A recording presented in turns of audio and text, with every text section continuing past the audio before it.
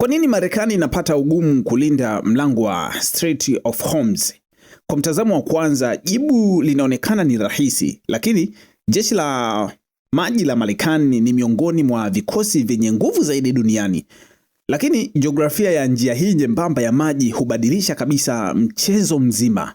Mlango wa Hormuz una upana wa takriban ya maili 21 katika sehemu yake nyembamba zaidi, ikiwa na njia mbili tu za meli, kila moja ikiwa na upana wa takriban ya maili 2. Hata hivyo, karibu 20% ya mafuta yote duniani hupita katika njia hii kila siku. Hii ina maana kuwa hata usumbufu mdogo unaweza kuwa na athari kubwa kwa uchumi wa dunia. Iran imekuwa ikijiandaa kwa hali kama hii kwa miongo kadhaa. Badala ya kutengeneza meli kubwa za kivita, imejenga mkakati unaotegemea vita visivyo vya kawaida, na ikiwa ni pamoja na boti ndogo za mashambulizi ya kasi, makombora ya kupiga meli kutoka ufukweni, pamoja na makombora ya baharini na ndege zisizo na rubani, yani drone.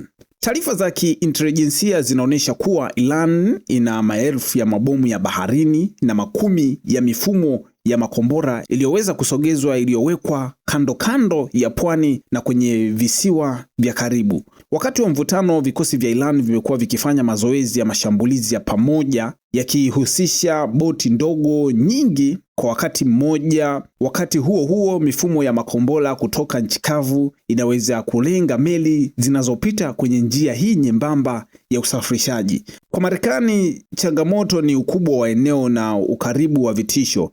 Meli za kivita zimeweza kulinda eneo hilo, lakini haziwezi kuwa kila mahali kwa wakati mmoja. Kusafirisha mabomu ya baharini, kuzuia makombora na kufuatilia mamia ya boti ndogo ndogo kwa wakati mmoja ni kazi ngumu hata kwa jeshi la kisasa la maji. Hii inaleta ukweli wa kimkakati katika mlango wa Hormuz. Kudhibiti maji si sawa na kudhibiti vitisho vyote, na hilo linaweza kuathiri hatua zinazofuata za mzozo wote wa baadaye katika eneo hili la Strait of Hormuz. Hii ni Kisa FM Radio, langu jina ni Amosi Makali.